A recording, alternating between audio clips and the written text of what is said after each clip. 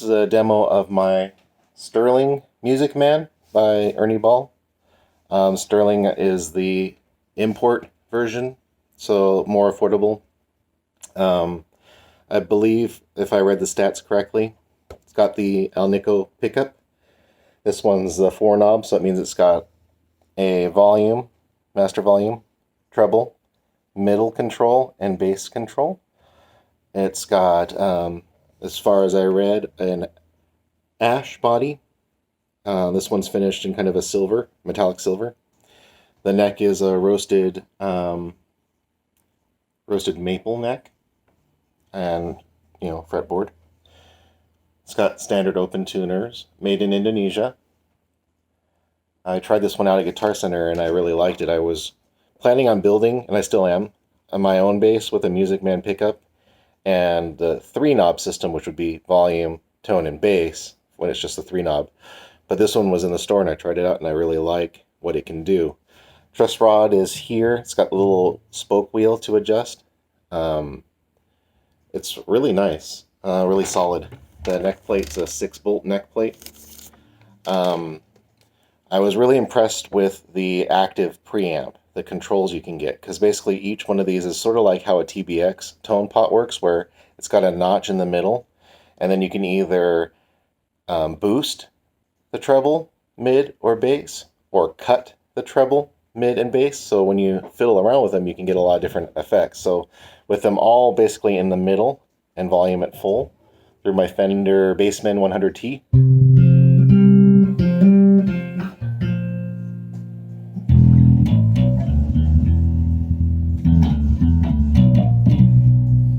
It's a brighter pickup sound at the moment with this humbucker.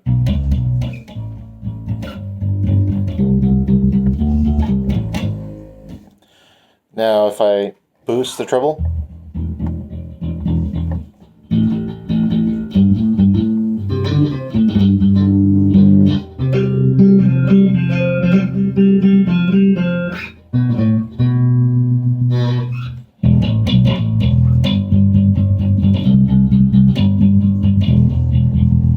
if I cut the treble, so if I turn it the other direction from the middle,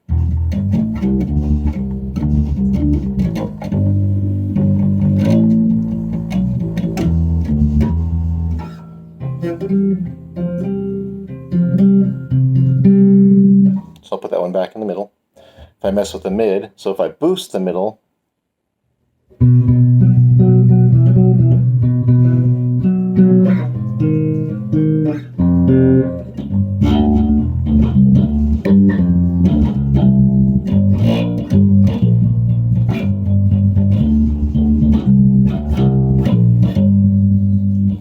if I cut the mid by turning it the other way,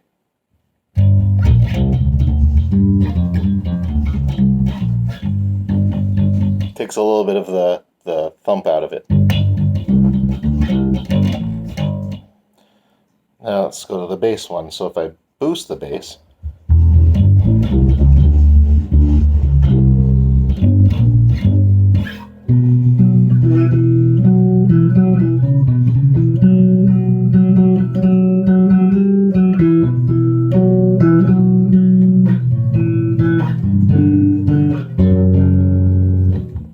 I cut the bass, so I went back to the middle and turned it the other way.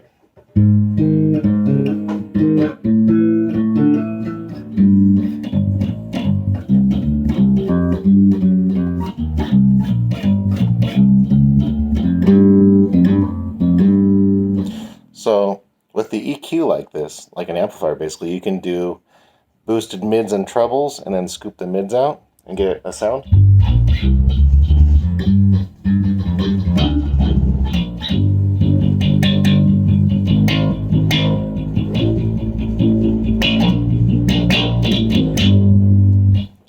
If I turn the mids the other way, so I boost the mids and cut the treble and the bass.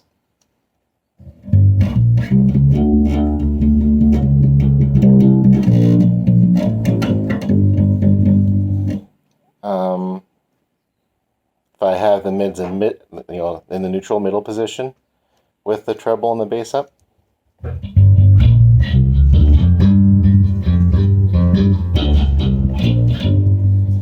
if I cut the bass or treble out, treble and mid, and just have the bass up.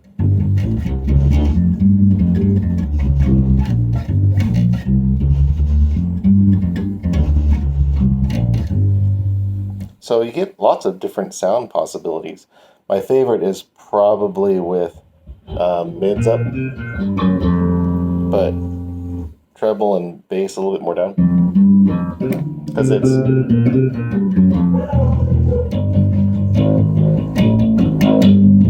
I like the little bit of like little brightness, a little bit more bright.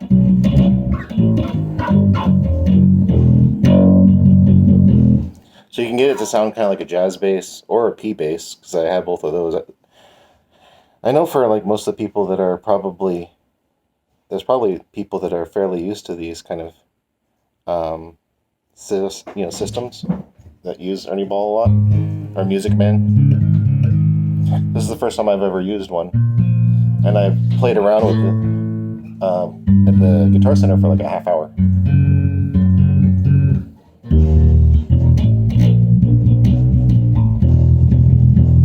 Yeah, so I like the bass boosted, so you still get that powerful low end. I like the mids, anywhere between kind of middle and boosted.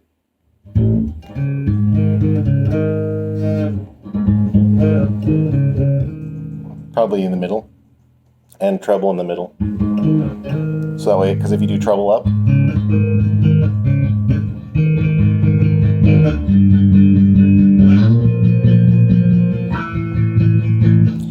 treble boosted makes me think of like the bridge pickup of a jazz bass, but noiseless, because this is a humbucker. It's just one pickup doing all these different sounds.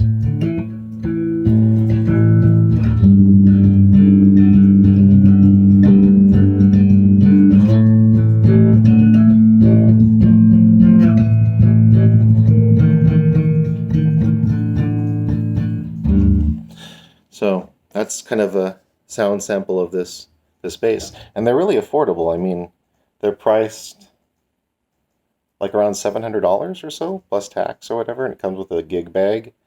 Made in Indonesia. A lot of the Fender stuff from Indonesia I really liked, so I gave this one a try, and I liked this better than the Made in Mexico Fender jazz basses that I played there, and P basses that I played there.